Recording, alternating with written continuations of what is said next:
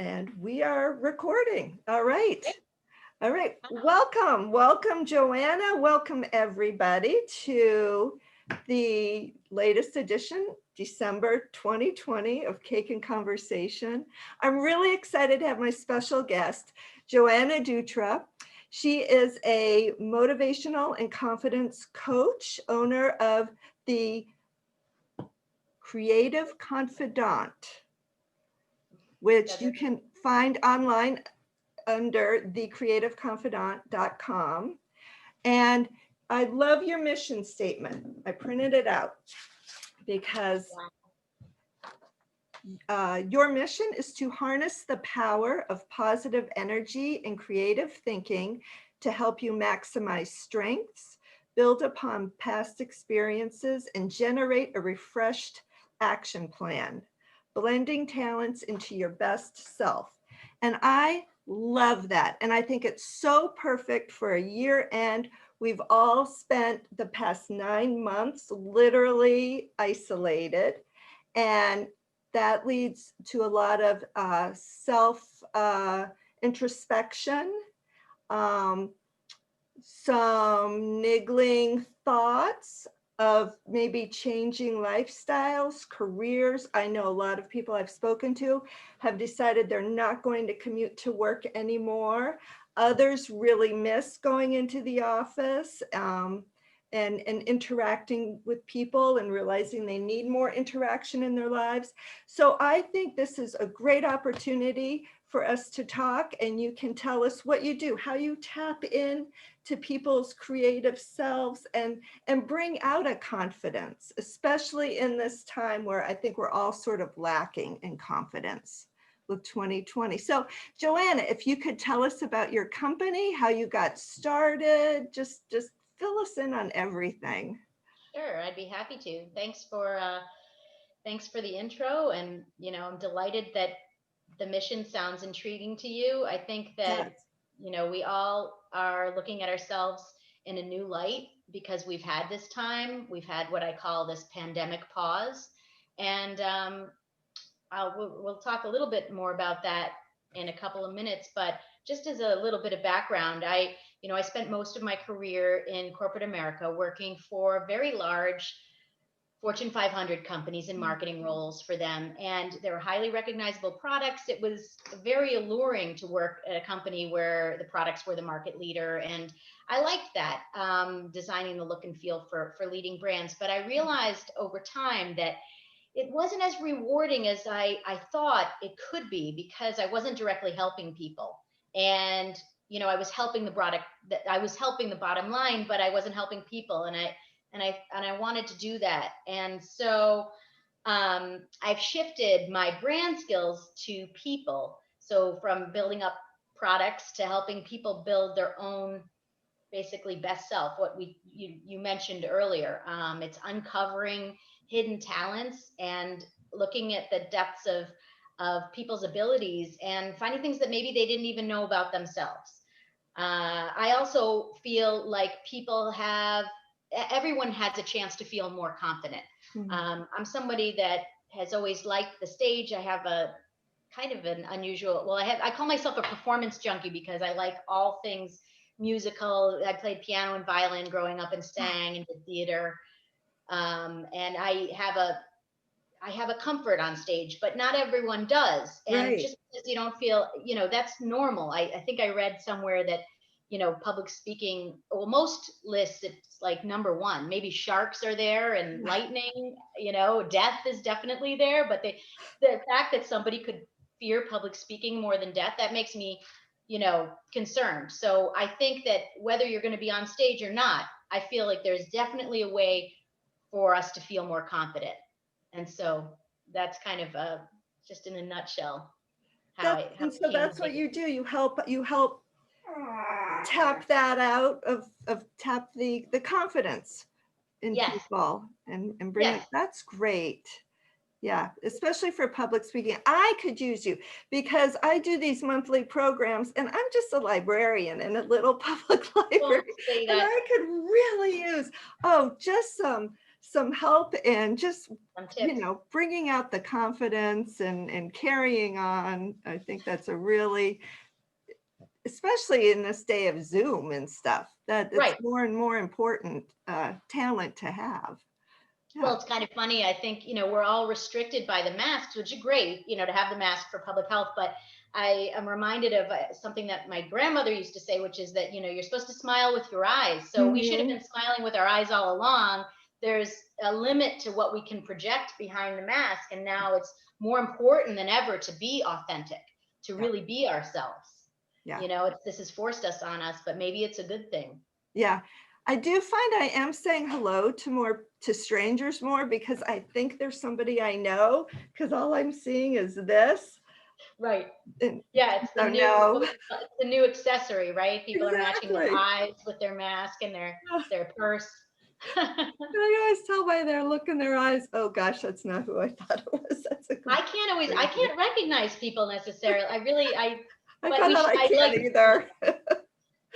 my husband jokes because I'm originally from Buffalo, and people from Buffalo are like extremely friendly. It's almost like they take it to another level. He's always like, "Yeah, do you know?" I mean, I do know a lot of people around here, but even if I didn't, he's kind of like, "How can you be this friendly? Why is this?" Right, right. What do you So want? now at least it's okay. Like, you've given me permission that strangers can say hello. I think that's a good thing. We're seeking out connections when we've been deprived of them. I think Yes. it makes us kind of appreciate more who we have and who we've spent time with, right? I mean, and we can choose who we want to be with now, and maybe it's allowed us to make different decisions based on that, you know?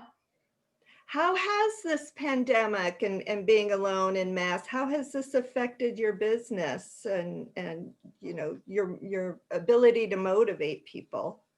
Right. Well, I think that, like everyone else, I've had to pivot and make some changes and go virtual. I was lucky enough to earlier in the year have a quite a few speaking engagements and some workshops, some live workshops. Which, wow, it's Oh, nothing wow, like yeah. speaking in person. There's nothing that replicates that person to person experience. We know that, but we're forced to do this and interact virtually. And I think that we're all making the best of it. And I found that doing a Zoom workshop wasn't as bad as I had in my head. I thought, oh, I want to interact. I mean, I basically want to hug people all the time. I'm also Italian. We are huggers. I want to touch you, right? So you're protected from this with this screen. But I think that I miss that connection when someone is in the audience. But virtually, we can reach so many more people, and now we can go beyond our location. Mhm. And I think there's a huge benefit to that, to being able to connect with people all over the country, all over the world. And we realized we just make some tweaks, some changes. And I've enjoyed doing the workshops virtually. I've had some limited, smaller workshop series, no contact picnic, where I've partnered with a local health food provider, and we've done quite a number of those over the summer and early fall. And the fall was so warm that it was nice to keep extending it. I'd be like, this is the last one, and then this is the last one. This is, even today it's like 65. I That's can't believe it. crazy. December December. 1st. Yep. So, but not to make light of it, it is hard. All of the things that people have had to do, and just I feel like everyone is better, it seems, at coping, because there's multiple Zooms and multiple rooms, right? Everyone who thought they were good at multitasking, this is taken to a whole new level. As Mhm. you and I spoke earlier, your husband is in a different room doing a Zoom. Like, we've got different floors, different Zooms going on. Kids are in school or not in school, and navigating that isn't easy. I think it's really enabled people to be so much stronger. I think we're really going to be able to draw from this. Oh, that is motivating, inspiring. Tell me more about your workshops. What do you discuss? What sort of topics do you cover? Absolutely. Yeah. I mean, the earlier this year, I coined something I was calling the 2020 vision. And it's interesting because I'm the daughter of an ophthalmologist. Yeah. And it's like I've been talking about 2020 vision my whole life. I feel like my everything's led up to this moment. But we should be able to talk about 2020 vision for long after this year is over. Basically, what it means is that everyone has the common goal of wanting to see clearly and see the best that they can. And most of us need little things to help us get there, little crutches, whether it's reading glasses or seeing for distance, or in my case, I wear one contact in my eye when I ski because I need to see the depth of the moguls, or for tennis I need it. But everyone has something that they need to get that clear vision.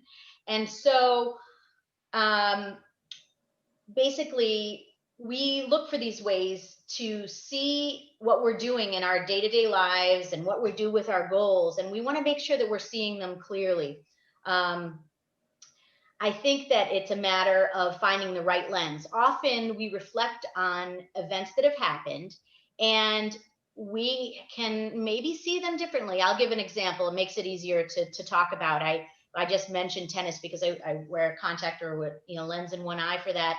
And I had a match years ago, and it was like a very big deal because it was for nationals championship out in California. And I played a singles match and I lost. And that's pretty much the short story, right? I lost the match. And for years, I've thought of it as a major regret because I lost. And it was as simple as that. But there's a lot more to it. And not just because, winning isn't everything. Of course it isn't, but it always feels better to win, right? But the idea of this match being held over me, or I was holding it to myself as this regret. I realized that friends who were on that team or watching at the time kept talking about it later as like this really great feat because it was 110 degrees. It was in the desert, but it happened to also be humid, which is an anomaly that never happens, that it would also be humid. It was in Palm Desert, California, and on a Gosh. cloudless blue day, a gorgeous day that I should be remembering differently Yeah. because I was there, right? I was there, and it was tough. It was hours long, and she was, it was this 18 plus league. And of course, I got a girl that was like 18 or a college kid. And what the odds of that happening are pretty low. But it happened, and the efforts were heroic, according to the coach. And I learned a lot from it. So if I learned a lot from it, I can't just take away that I lost. I simply Right. can't. That's a mistake. So I need to view it more holistically and look at, and obviously this is just a minor example because it's tennis, and we all know that sports aren't everything, and but it's one of many things that I know that I've probably reflected on with the wrong lens. Hmm. So when people are urged to think about things that way, and we talk about them, then you realize a lot more things come to the surface. Oh, geez, I don't know if I've been thinking of that the right, and it opens up a lot of doors because not we all know that mistakes aren't bad. We learn from them, and that I don't even know if I'd call that a mistake. I would definitely, I'm gonna say, I definitely call that losing match a mistake, and I would do it differently. But the idea that I would do it differently is a good thing, because otherwise it would just be over.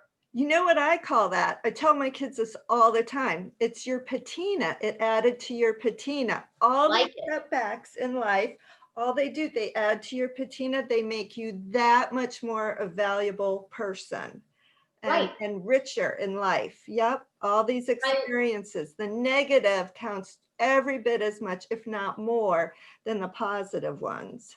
Yeah. Right. That's a good way. I'll think of that. I like that patina.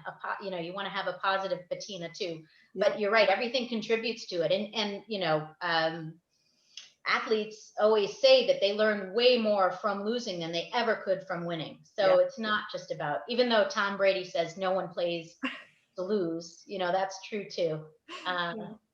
Never But any it's how shortage you of. deal with that disappointment too, and just what you take from it, and it's the path that you were forced to take, and then what you do with that path of losing and not being, the winner at that event is But it's really not too late interesting. to look back either. We can, like you said earlier, where this time is for us to reflect and to think introspectively, take a step back and kind of evaluate things. What do we want to be doing? Do we want to be doing the same thing we've been doing all along? It Hmm. presents an opportunity to look at our choices and allow ourselves to I've been saying, I like this, but like let go of rules a little bit, ease up on the rules.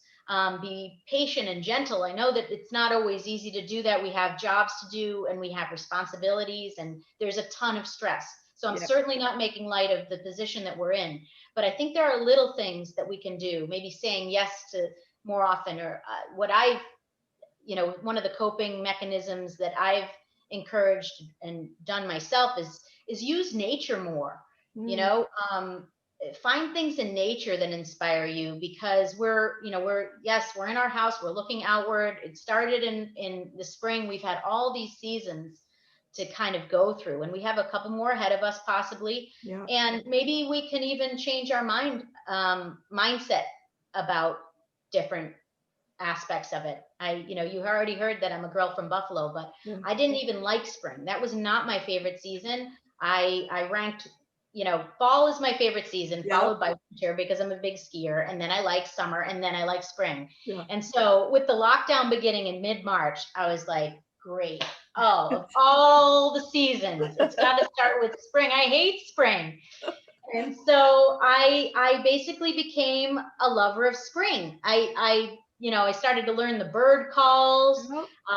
I found, it sounds really hokey, but it's kind of funny because I thought on one of the many walks that I took, I found this robin's egg, and I had never found one before. They're beautiful. The They're color is right. amazing, It's so exciting when you find one. Yeah. Yep. right? That doesn't happen all the Yep. time. Yeah. That you can find one. I mean, it wasn't complete. It wasn't like it had been broken, but it still was intact enough They're for me to know it was beautiful. a robin's egg. Yeah. And I decided, like, okay, all right, I found this robin's egg. It's really cute. I'm going to put it in a little glass container, a small little box, and I'm going to put it on my windowsill. And this is going to be my beacon of hope. I can find a robin shell. I can write robin's egg in a pandemic, and I don't like Love it that. spring. And then when this is so odd, Kristen, but over time, like the next few weeks, I would find robin's eggs. And so I found about 5 at the total of the season's end. And I thought, that's what I had declared for my little. I'm sure there was plenty more signs in that season and in spring and just in nature in general. You just choose yours, but it made me happy because Because you never looked before I either had never for it. looked. And then, Exactly. I had yeah. never looked. I'd Yeah. always kind of written off spring as this in between season. And I Yeah. mean, Muddy and yeah. Wow. right, it's muddy, and, it's the end of one thing, the beginning of another. Yeah. It's kind of, but, and I also like that this quote is important to me, but Mr. Rogers, who's just an amazing person. I don't know if you've seen his Mm. documentary, Yep. but he says what's mentionable is manageable. And things lose their grip if we're able to talk about them. And I think that's a little bit what we're doing today. We're talking about, there's been some low points, and what we take from it obviously is the gift, and what we learn from this and the change that happens. These are all the things that we take into the next year. But it's okay to recognize that it's things are difficult right now. But that's why you asked about what are some of the workshops. We've talked about the Mhm. low points, and maybe also some things that you're surprisingly found that you like about the new way of doing things. I don't know if you found that, if what we were doing before, you kind of like this new way. Someone Yes. mentioned they, right? I mean, it's not all bad. No, it's not all bad. For instance, my husband has discovered he can do most of his work at home. And I mean, he commutes into Boston every day. And that's been huge for him, for his mental well-being of, and he's allowed to work from home, as I think many people are. And I think that just being able to spend those 2 extra hours a day with family, or just by himself, taking a walk in the woods or something, is really Right. um, been a positive thing through all this. Yeah. Yeah, I think this concept of, instead of replaying in our head, like, I just wish things were back to normal, back to normal, back to normal, which is a totally real and normal thing to do, Mhm. right? To do that, on spin on that wheel. But if we think about it as, what, I would love to get back to better. What's going to be my better? We don't just have to settle for how things were done and return Right. to them. We Right. can go to a whole new way of doing it. Yep. And and I think we're teaching ourselves to be happier with less, perhaps. I Um, know. I never go to Marshall's. I haven't bought any new clothes since, that's impressive. pre-quarantine. And it's like, hey, life is good. I'm fine. You're saving a Nobody's little money. You can noticed. take a trip someday, right? Right. With Yes. those savings. Absolutely. Right. You know, um, I think I remember hearing all sorts of things. Speaking of nature, we were talking about before, Yeah. but there was, the idea, and this came earlier this year, but that the I was in Venice last year celebrating an anniversary, and this year I heard that Mhm.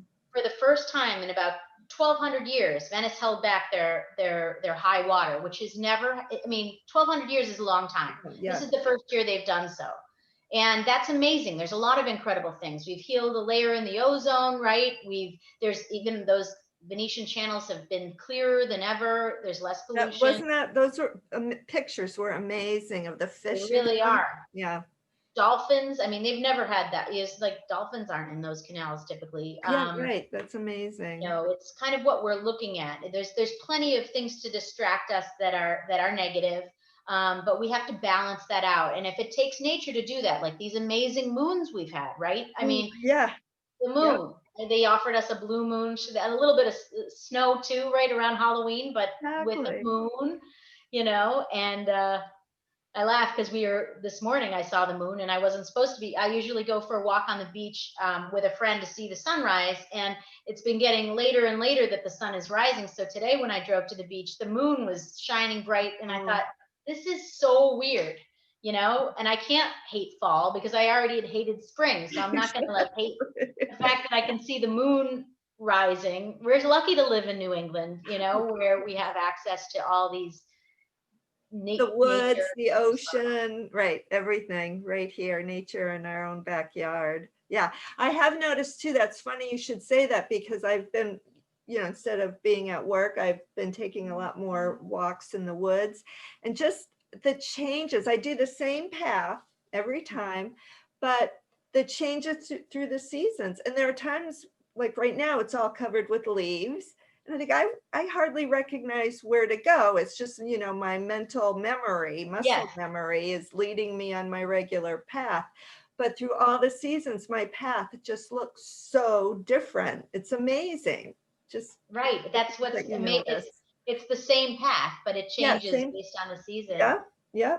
and I think that's how I know that maybe you read there was an article that I recently wrote that was talking about our seasons kind of mirroring our emotions, that the fact that we've had all these changes in seasons, and also the mother nature has had kind of is angry one day, happy the next, and Mhm. so there's a lot of really dramatic changes. And so our emotions, one day we feel like we can't take another minute of this, and then the next day it's like, oh, this is good, I'm good, and that's okay, that's normal. And I somehow was comforted by the fact that nature and emotions were mirroring one another. I was like, okay, our seasons change, our emotions change and fluctuate, and if they fluctuate dramatically, that's okay. Yeah.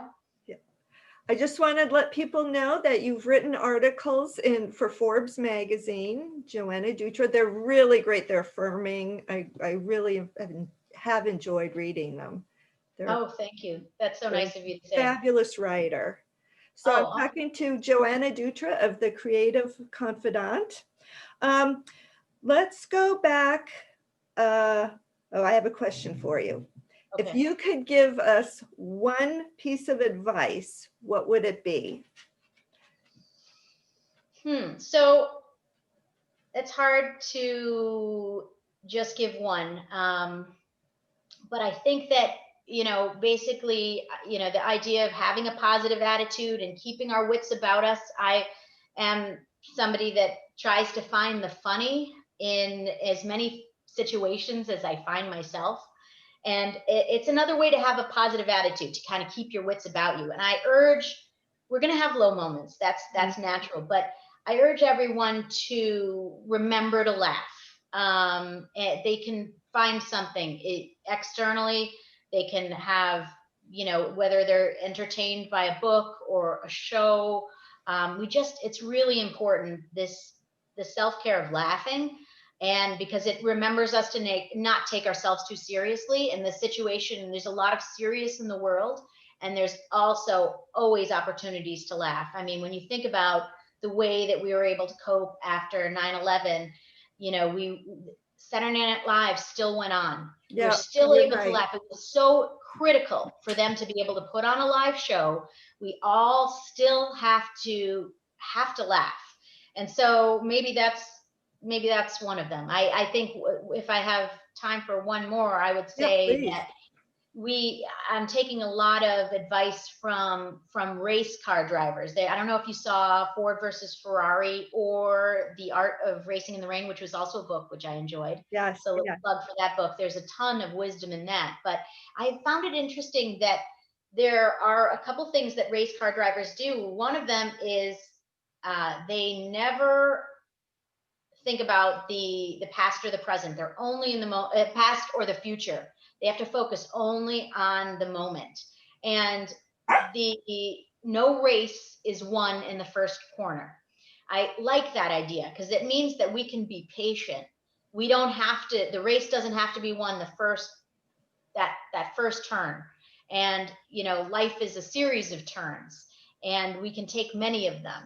And so I am strangely comforted by that, because, well, it's actually not strange to be comforted by that, the idea that we don't have to rush ourselves. We can take our time. um, and sometimes we have to be patient while other people recognize our talents.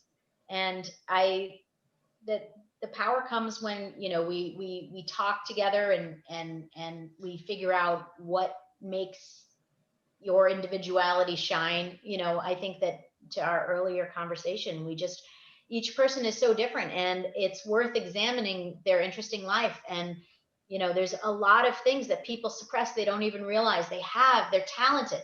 There's lots of talents. We might think that we lead with certain talents, or we know we're good at something, but we don't understand that we've probably been thinking about weaknesses, and they're just strengths in disguise. So there's a lot to I uncover. like that. That's very nice. What what kind of advice can you give us to see out the end of 2020? What should we be doing or not doing? Well, I think that, you know, there's a lot of good, right, in thinking about um, how we can put a step in the right direction. The next, whether it's next year or next month or tomorrow, we're always presented with opportunities to grow. And I think that, you know, first of all, this year isn't over yet. And I hate when I I do know. myself. It's not over, and it Right. wasn't all bad. We already know those things. And because I was just saying this to a friend today, if we start to talk about what's next, we're rushing time, and we don't want to do Mhm. that either. None of us know how long we're around. It's just Right. a fact. So no matter how much we want things like a vaccine and a return to normalcy, we still have to appreciate that we're here, and we're living, and we're doing the best we can. And I'm so funny. Patience is not my strong suit. That's like my least favorite virtue. But I am trying to be a little bit more patient with everything. And I, in a state like Massachusetts, which is rife with crazy drivers, I feel like I told you before, I'm letting go of rules, but I'm also letting everybody go. It's my 2020 mindset. I'm letting people go that aren't even in the right of way. But I just feel like if I can make a small change like Yeah. that, oh, she's letting me, oh, this is not even, oh, okay, thank you. I mean, You yes, don't there's a get the wave though. I never get the I wave. never get the wave. I never But get the anyway, wave, and I'm persisting. I don't know why. Maybe I'm just some kind of like, I'm the same way. this is Yep. setting myself up for failure here, because you're Yeah. right. They don't know. All it takes is lift a finger to peace sign. They can just Exactly. thumbs up. You'll Is make that it so again. hard? It's not hard. It's not Right. hard. I'm always so grateful when someone lets me. Yeah. Me. Oh my gosh, thank you. I think I put two hands up, but one hand on the wheel, right? Yeah. So, but everyone's going through something. I just assume that with the attitudes that some people have, that they must be going through something really difficult. And I'm Right. just glad that I'm not them. My uncle used to say, on a bad day, he'd say, I'd give you, tell me your problems. I'll tell you, 50 people who'd wish they had them. Right. So we never know what other Yeah, people are going through. that's good. Yeah, Um, I like that. so, and just being, a positive energizer. I read this book. It's a quick read. It's called "Be the Sun, Not the Salt," and it's basically that heliotropism, that plants turn naturally towards the sun. They turn naturally towards the sun, and you want to be that too, right? You want to be but you want people to turn towards you, not away from you. You're right. So, Oh, I like that. Yeah, that's very true. Yeah, that's a good thing to think about. And I also keep reminding myself, I think everybody does, that this is a shared experience we're all right, going through. And I think that in itself is very affirming, that especially when we get past it, we will all have had this experience we went through.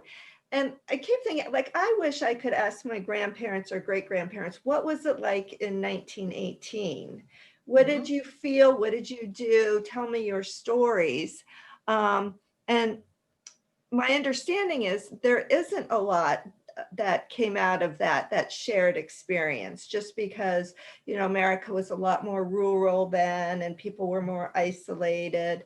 But I think that this shared experience is going to be one of the more positive outcomes, I hope, that we'll have just as a community of people who have right. been through it together.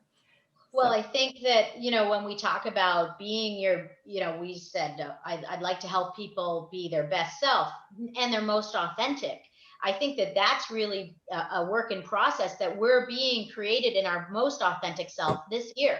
That this mhm. 2020 edition that we have, like, when Trivial Pursuit came out with their Yeah. anniversary edition, or maybe there'll Yep. be a brand new life game, that like life has already been reinvented, and it's a lot more complicated than the original life, as an aside. But if we allow ourselves to, like you said, recognize that we're all in this together, we are all going through this. So there is something binding about that. The fact that we're experiencing this in real time together, as a human race, I mean, that's really critical. But maybe our 2020 version of ourselves is our most authentic. Mhm. So we'll have that to go back to. Perhaps no one will want to go back in time necessarily, if we come up with some kind of time machine, Right. right? Or Bill and Ted's Excellent Adventure, they have that phone booth. Like, no one's, they're like, anything but 2020, right? Now don't dial in 22020. No, Exactly. no one will necessarily want to go back to 2020. But if we did, we'd know that we are our best selves. Yeah. That's what our goal is. Going into 2021, let's take our best selves there to get the So, most out of it. what are your post-pandemic plans for the Creative Confidant? Well, post pandemic, I hope to be in person more. I love to Mm. see people, and even at a distance. I promise not to hug until it's safe. But I am in the midst of creating a confidence workshop for preteens and teenage kids. Oh, I excellent. I think it's really important to set set our kids up now. A lot of us, even at whatever age we are later in life, still have opportunities to work on confidence Mhm. and self-esteem. But if we can put some tools, tips, skills together earlier, I really think it will benefit us in the long run, for our kids to have that sense. It's not necessarily a focus right now. They're doing a lot of different things. They they don't seem to have a lot of time, right? They have a lot of sports and extracurricular activities, but it's really important for them to know themselves. And we have all of this media coming at us, and all these devices that have saturated us. I think that they are not necessarily seeing the right things for their self-esteem. Mhm. So this is what I'm hoping to build, and I'll probably partner with some local experts, maybe to tackle nutrition too. But it's really important to feel good from within, and it's not too early to work on it. pre-puberty, puberty I think time. even later, I think, kids going into their freshman year of college, I Mhm. think if they all had to take a workshop like that, it would benefit them so much just to learn to appreciate their own strengths and listen to their own inner voice and be willing to go listen to their own drummer. I Right, think, yeah, that's also sort of an overlooked age. These kids seem so confident. They're embarking on the next phase of their life. And I think so many of them are just shocked by what that's like, that right. freshman year of college and everything.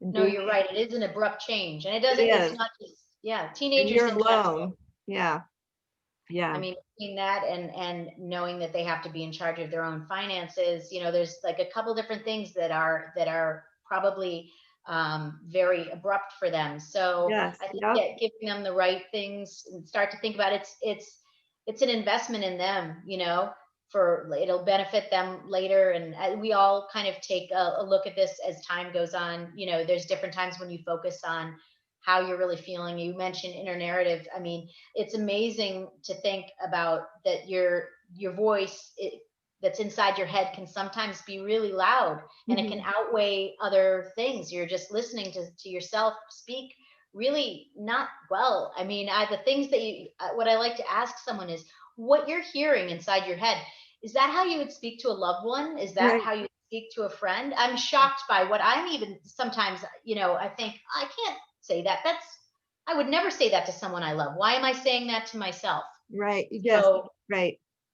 And that's and give yourself permission to say no too. That's boy, yes, that's when I think everybody can learn. Just, cut yourself some slack. And right. it's okay to say no. Yeah. Okay. So, well, I want to thank you. This has been so interesting and like I said, affirming, listening to you talk and just your worldview on things. I think your workshops sound really interesting. So who are these workshops available to? There's not one type of person. I have to say that it ranges from, larger companies, larger groups to smaller. I do teams or like a book club that wants to Really? meet, Okay. people. So sometimes there's strangers, sometimes there's friends, because when there's an opportunity to interact with one another, it's okay to be, talking among people that you feel safe, or you feel some Mhm. kind of like to exchange. But you don't always, I don't want anyone to feel that they have to come to a workshop to speak. They don't. That's not what it's about. If they want to speak, they can. But I really want them to just have an opportunity to take a step back and quiet themselves and connect, in a new and positive way. But they don't. No one should ever feel obligated to speak. But it's nice when people can share ideas. I found that in most cases, there's a lot of sharing that happens just naturally and organically, because we'll be talking about something just like now, and it sparks an idea, and then Mhm. someone comes up with something else, and we're down a road that's really colorful and interesting and illuminating and inspiring. So So people can find you on your website, thecreativeconfidant.com. Are yes. you on Facebook? And you Yes, must I'm be. on Facebook Yep. under, yes, the Creative Confidant, or Joanna Berardi Dutra is my full Okay. name. You All can right. find me on Facebook or Instagram under the Creative Confidant, and Excellent. I hope to connect with you again Yeah, soon. exactly. And I'll Thank put you I'll so put much. something too when we post this video for people to watch too. Great. But I'm gonna say goodbye now. I want to Okay, thank you, Joanne Dutra, for your time. This has been really interesting. I've loved talking to you, and I can't wait to talk to you more later. that's Hopefully, great. maybe when we reopen the library, we can have you do a workshop there, invite the public in. I That'd be don't know fabulous. when that's going to be. That'd be fabulous. And I'll be patient and I will wait. I Yeah, will wait okay. for the That's opportunity. right. Thank Thank you you. so much.